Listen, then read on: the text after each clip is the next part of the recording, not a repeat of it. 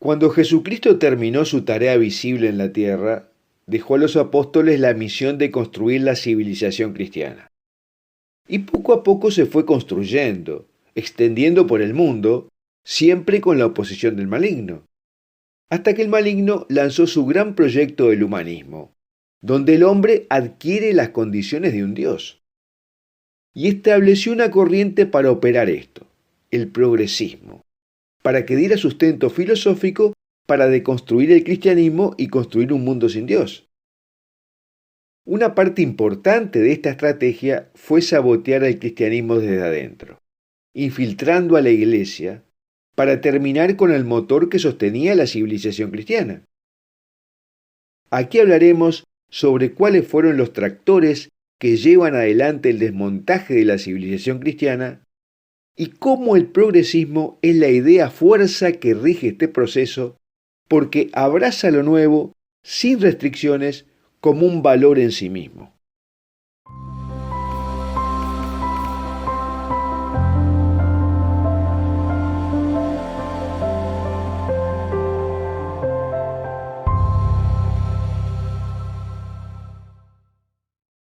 Antes de comenzar te recuerdo que en la descripción de este video encontrarás los links al texto de lo que hablamos aquí, a nuestro canal de Telegram que tiene materiales que no pueden circular aquí y a la newsletter de Foro de la Virgen María donde encontrarás materiales exclusivos y de alta calidad que no podrás encontrar en otro lado. Y te recomendamos suscribirte a este canal de YouTube haciendo clic en la campanita que dice todas, le des un me gusta a este video y lo compartas con tus amigos. Ahora, cuando Dios envió a su Hijo para limpiar a los hombres de la desobediencia de los primeros humanos a Dios, y así pudieran ganar de nuevo la posibilidad de vida eterna, también formó su iglesia, la que sería encargada de crear una civilización para que los seres humanos vivieran más en consonancia con los mandamientos de Dios, sobre la base de la doctrina del amor, y para que no apartaran su mirada del Dios que se había revelado. Paso a paso, esa civilización se fue construyendo, y podemos leer en los Hechos de los Apóstoles cómo Dios auxiliaba a los primeros cristianos en la evangelización. Esta civilización fue extendiéndose por la tierra, pero desde los primeros tiempos el maligno se las ingenió para desviarla, tentando a los cristianos con el poder y las guerras, el dinero y la explotación de las personas, las herejías, las espiritualidades alternativas y los cismas, el mayor de los cuales fue producido por Lutero. Hasta que en un momento el maligno lanzó su gran proyecto, el humanismo, la autodivinización del ser humano. Y lo fue introduciendo de a poco en el mundo, primero alejando a la divinidad de los hombres. Instruyó sobre un ser divino, por ejemplo, el gran arquitecto del universo, que hizo todas las cosas, pero luego dejó todo en las manos de los seres humanos. Lo que equivale a decir que no existe ningún Dios que acompañe a cada ser humano y que sea protagonista en la historia humana. La masonería cumplió este mandado. Su objetivo desde su fundación fue entorpecer a la Iglesia, que era la encargada de evangelizar el mundo, y desviarla hacia el humanismo, admitiendo públicamente que si bien hay un creador de todo, hoy los hombres están a cargo de todo. Mientras en los grados más altos dan un paso más. Dicen sí a la existencia de un Dios creador, pero no a Jesucristo. Y llegan a considerar que la verdadera enseñanza divina no es la de Cristo y su doctrina del amor, sino la del ángel caído que vino a iluminar a los seres humanos para desembarazarse de la concepción de Dios que vino a presentar Jesucristo. Y por eso hemos visto cómo los masones intentaron infiltrar a la iglesia desde sus comienzos.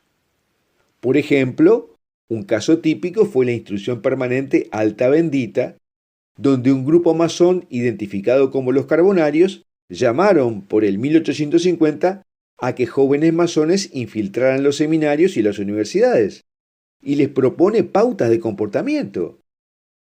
Dice que al principio deben comportarse como topos, sin darse a conocer, presentándose con toda apariencia de hombres de alta moralidad. Y una vez que hayan establecido su reputación y obtenido la confianza, deben comenzar su tarea de socavar a la doctrina desde adentro. La Iglesia condenó repetidamente a la masonería desde su fundación formal en 1717, como incompatible con el catolicismo, por su desconocimiento de un Dios personal, por su impulso al secularismo, por predicar que la religión debe estar fuera del ámbito público y de la educación, y por su mandato de destruir a la Iglesia. 8 papas condenaron explícitamente a los masones, pero poco a poco la oposición se fue moderando, hasta que en 1983 se quitó del nuevo Código de Derecho Canónico la mención explícita a la masonería como enemigo, aunque la Congregación para la Doctrina de la Fe dijo que el juicio negativo de la Iglesia con respecto a la masonería permanece sin cambios. La membresía en las logias masónicas está prohibida. ¿Y qué había pasado para que la declaración contra la masonería fuera solo testimonial? Había crecido la influencia de los modernistas dentro de la Iglesia, que buscaban redefinir la doctrina católica precisamente en términos agradables a los masones. Y su punto culminante fue la década de 1960, cuando Juan XXIII convocó al Concilio Vaticano II, donde se produjo una dura confrontación entre el catolicismo histórico y el modernismo. Por lo cual, los documentos que surgieron allí fueron muy negociados y lo suficientemente interpretables como para darle a los modernistas la posibilidad de imponer poco a poco el llamado espíritu del concilio en las parroquias, el que no fue más que la interpretación modernista del concilio. A tal punto fue el enfrentamiento que Pablo VI, en el discurso de clausura del concilio, tuvo que admitir que en el concilio la religión del Dios que se hizo hombre se ha encontrado con la religión del hombre que se hace Dios. La interpretación en clave modernista del espíritu del concilio produjo una gran crisis de las vocaciones religiosas, enorme cantidad de abandono de sus vocaciones de sacerdotes, monjes y monjas, vaciamiento de los templos. Y fue tal el desconcierto que Pablo VI, en 1972, reconoció la gravedad de los daños producidos diciendo: esperábamos una floreciente primavera y sobrevino un crudo invierno. Por alguna rendija el humo de Satanás se ha introducido en la casa de Dios. Los masones habían proclamado su deseo de cumplir el objetivo de la Revolución Francesa de destruir la Iglesia Católica. Y después del concilio, el modernista cardenal Suenens exclamó triunfalmente: el Vaticano II es la Revolución Francesa en la Iglesia. Los modernistas, con el apoyo de los medios de comunicación seculares, interpretaron que la verdad se derivaba del consenso de los hombres y no de la palabra de Dios. De ahí el concepto de una iglesia sinodal que promovió el modernista cardenal Martini, que implica que los temas importantes de doctrina se decidan colegiadamente entre los obispos y los laicos. Por ejemplo, el tema de la sexualidad humana, el matrimonio, etc. Pero hay algo más. La investigación del arzobispo Edward Gagnon sobre la masonería dentro de la Iglesia confirmó que el arquitecto de la nueva misa, el arzobispo Annibale Bugnini, era masón. Y reveló que el hombre responsable de nombrar a los obispos del mundo, desde 1972 hasta 1984, el cardenal Sebastiano Biagio, también era masón. La correlación de fuerzas entre los que concebían una religión católica en que Dios buscaba al hombre y le daba sus mandatos, y los que proponían una religión en la que el hombre interpretaba a Dios, había cambiado. Estos últimos, los modernistas, cada vez se hicieron más importantes. Esta es la génesis del progresismo dentro de la Iglesia. Un progreso en la deconstrucción de la civilización cristiana que trabajosamente se fue realizando desde la Iglesia primitiva. ¿Y qué pretenden los progresistas hoy?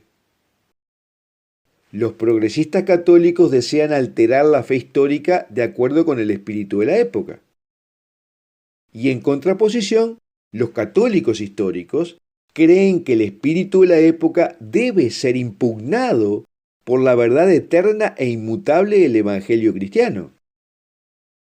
Aquellos que creen en una forma relativa, progresista y modernista del cristianismo, descartan el elemento milagroso de la religión. Creen que la Iglesia y las Escrituras son meramente accidentes artificiales de la historia. Y creen que la Iglesia debe adaptarse completamente a las necesidades de la sociedad moderna.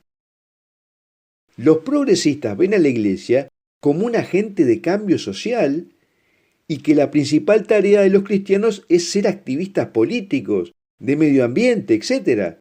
O sea, más como una ONG. Y en el otro lado están los que creen que el Evangelio de Jesucristo es revelado por Dios para la salvación de las almas y que por ahí está la transformación del mundo. Estos cristianos históricos creen que las escrituras son inspiradas por Dios y que el Evangelio no puede ser cambiado por la cultura en ningún tiempo. Son cristianos clásicos porque creen en la vieja historia de una humanidad pecadora y un Dios misericordioso que dio a su propio Hijo para la salvación del mundo. Mientras que los progresistas sostienen que las historias que cuenta la Biblia son relatos piadosos para llevar a la gente a ser buena, que es lo que quiere un Dios que es incognoscible por los hombres. Y este progresismo tiene su correlato en la sociedad global, para hacer su parte en la deconstrucción de la civilización cristiana. Y se llega a tal nivel de deconstrucción que, por ejemplo, la Universidad de Cambridge acaba de lanzar un nuevo curso titulado Descolonización del oído, en que trata cómo el imperio y el patriarcado afectaron nuestra comprensión de lo que constituye música y también cómo géneros como la ópera son representaciones racializadas de la música. O los sucesivos ataques contra la educación escolar en la casa, el homeschooling, que lo ven como una forma de impedir que el gobierno eduque a los niños cristianos para prepararlos para ocupar su lugar en la sociedad laica. Bueno, hasta aquí lo que queríamos hablar sobre cuál fue la génesis y el cometido del progresismo dentro de la Iglesia y la sociedad toda para eliminar los vestigios de la civilización cristiana. Y me gustaría preguntarte en qué cosas ves actuar a los progresistas en la Iglesia y el mundo actualmente.